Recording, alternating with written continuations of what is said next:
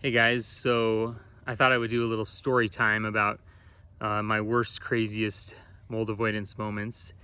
And for the record, I'm not trying to outdo anyone. I know you guys have had some crazy moments too. I just thought it'd be kind of fun to share these. I haven't really been able to verbally process these in quite a while. If you guys don't know already, the Facebook group Practical Mold Avoidance has been archived. And I did start a new Facebook group to share my mold avoidance stuff. So if you want to go join my new group, I'd love to see you there. I'll put a link down below. It is called Mold Avoidance with Bryan and Friends.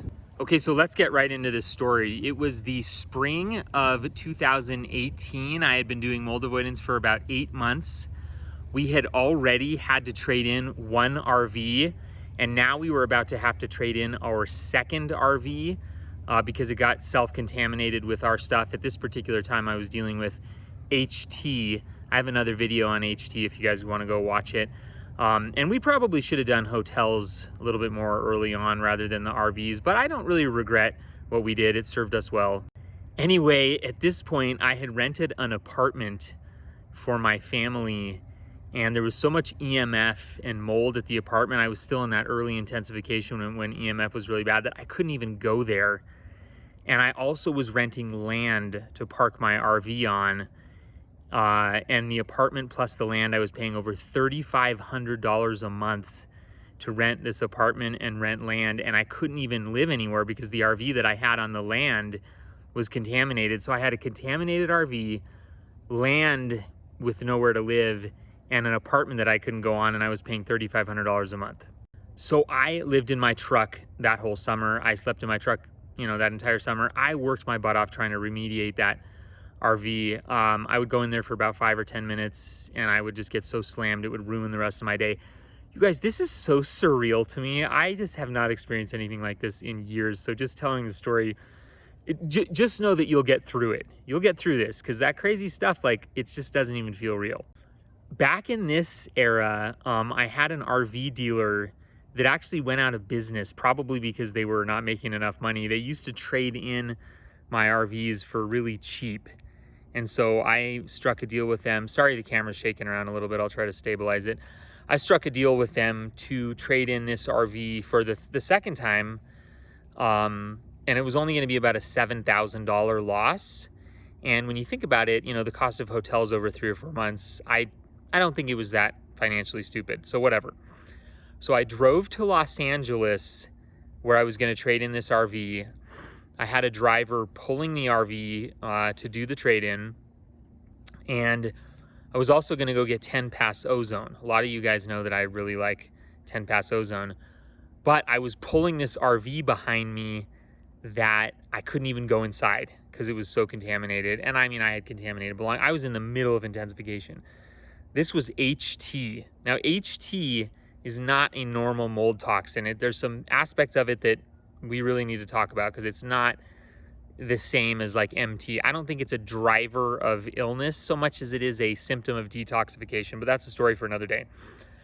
So I parked my RV on some Airbnb land.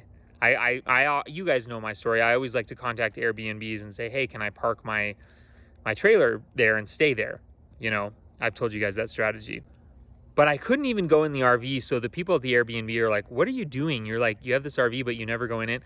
So I actually just left the RV at this Airbnb in Southern California for 3 or 4 days while I was going to see my ozone doctor and get ozone. And keep in mind, this was the height of my mast cell activation thing, MCAS. I never had that very badly until I was in intensification.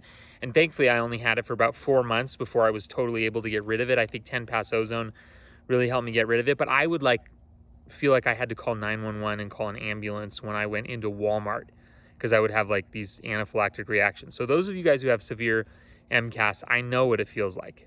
So I would go get ozone from my ozone doctor in Southern California, and then I would get back in my truck and I would have nowhere to go because I couldn't go back to my contaminated RV, which was parked on Airbnb land. I would go back to the RV, but it was just I couldn't even get within 10 feet of it. That's a story for another day. I actually think there was HT growing in the tanks and in the air conditioner of that RV. So no matter how much I remediated it, it would just come back. Oh my gosh, it's crazy. So for a couple of days, I was actually sleeping at a rest stop in my truck, no shower, no change of clothes. And after a few days at the rest stop, my ozone doctor was like, Bryan, you keep coming back to my office and you're like in the same clothes, you stink. Like, what's going on? She actually was kind enough to let me sleep in her guest bedroom. She had an amazing, beautiful house on the ocean, gorgeous house in Southern California. So I did have a few days of a reprieve because I got to sleep in her house, which was so generous of her, but no fault of hers. There was MT, the outdoor mold super toxin, outside of her house, a lot of it. So I only lasted there for about 2 days.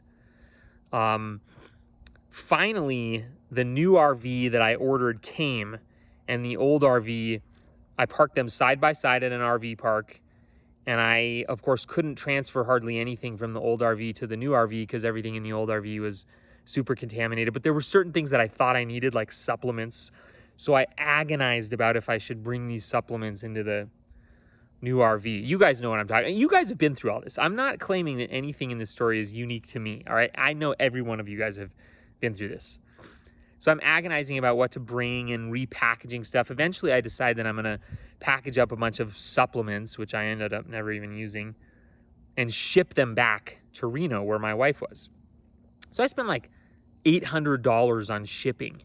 And here I am at this RV park, all these people walking around looking at me. There's this guy, packaging up supplements at an RV park. Okay, so I get the new RV and I'm afraid to even hook up the new RV because my truck had been contaminated just by touching the old RV. HT is a toxin that somehow has this weird energy thing. It jumps around. But I was like, I have to hook up the RV. So I hooked it up. Then I was stuck at this RV park for like another 2 weeks, all by myself, totally depressed. I mean, not depressed in a horrible way because I was healing, but okay, so are you guys ready for this? I was waiting for some parts. I couldn't tow the RV for some reason. I don't remember what it was. I don't remember. There was some reason why I had to wait. Something wasn't ready to be pulled yet. Paperwork. I don't know.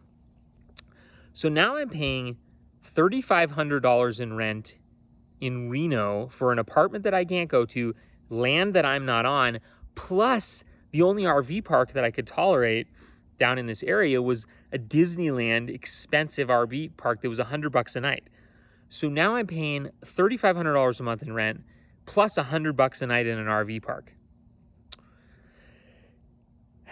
That summer was about 1 year into my mold avoidance journey, and I would have to say that was definitely the low point.